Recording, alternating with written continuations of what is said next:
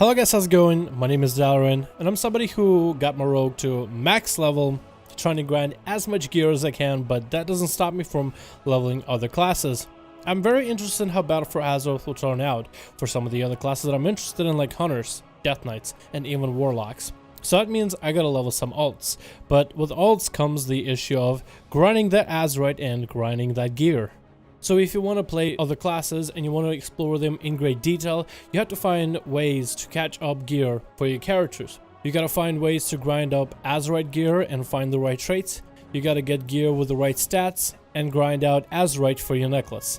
While World of Warcraft so far hasn't implemented a direct catch-up mechanic for any of the characters, they did bring out Warfronts, a brand new 20-man PvE experience where you are to embark against the enemy faction in a PvE environment and try to get a taste for the faction combat with NPCs that will try to function like players. So they won't really function like a world boss, drawing all their aggro to the tank. They will sometimes try to sneak around and hit your healers from the back. Mages will try to polymorph, rogues will try to flank. And it gives you very much a Warcraft 3 experience, but more from the boots down on the ground. It's a brand new experience, and I think a lot of you guys need to check it out, especially if you weren't able to check it out back on the beta. Now, with Warfronts comes a bunch of other activities that you guys can engage in, and so a lot of those activities can be used to catch up your characters. Just for doing the actual Warfront, you get a reward. The Warfront itself lasts maybe 20 minutes or so. Very easy to do on old characters, especially in a group with a bunch of people trying to get it done on their mains. And at the end of a Warfront, you get a bunch of goodies. After winning a Warfront, the zone that you were fighting in, right now we have the Arathi Basin with the brand new models and brand new textures. That zone is now going to be, let's say, for the Alliance. The Alliance are going to have a lot more world quests in that war zone.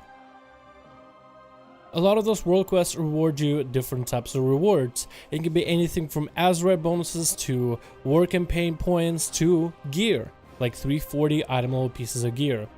A lot of those world quests are really easy to do. They'll ask you to kill like 20 ogres, maybe 15 thieves, maybe 30 ghosts, and sometimes even rares. Those simple quests have a chance to reward you Azerite points, which allows your necklace to be beefed up so you can use more different varieties of Azerite gear, as well as a 340 chest for a piece of Azerite gear, which can be a shoulders, helmet, or a chest piece. Being able to get decent gear, especially Azerite gear from doing solo events, is actually pretty handy, especially if you're somebody who likes to play this game solo. It's a lot easier to grind gear if you have a group, so you can maybe get a group of friends or guildies and do mythic dungeons. When you're flying solo, the only thing you can do is either do heroic dungeons and hope for a chance of piece of gear, maybe hope that it Titan Forges or even War Forges, or do world quests until, by accident, by complete RNG, you finally get a reward for your class and or spec. This Warfront will allow you to get a guaranteed piece of gear, guaranteed Azerite points, and guaranteed war resources, which you can take back to the command table.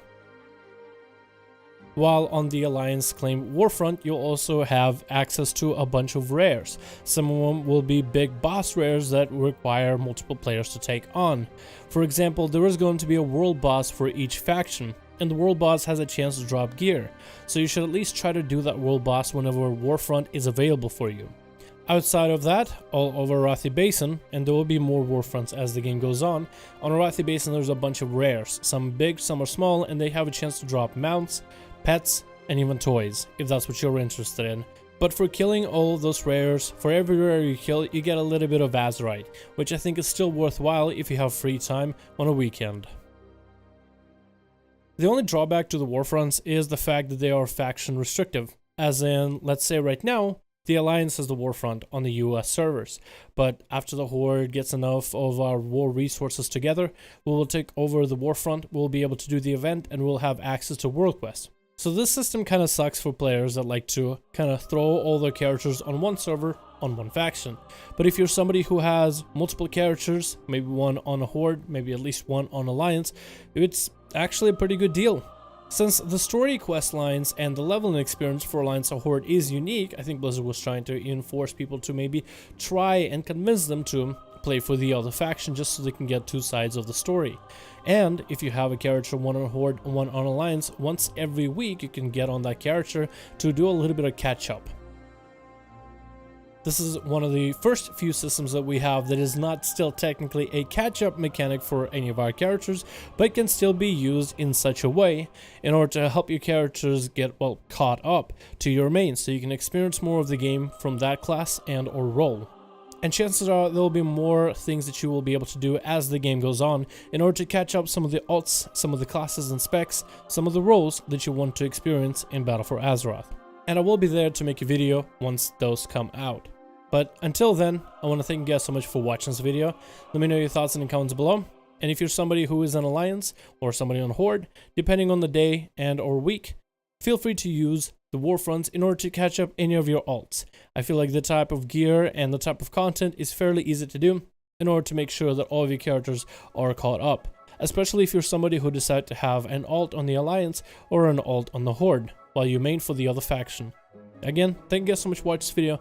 Hope you enjoyed. Let me know your comments in the section below, and I'll see all of you guys in another video.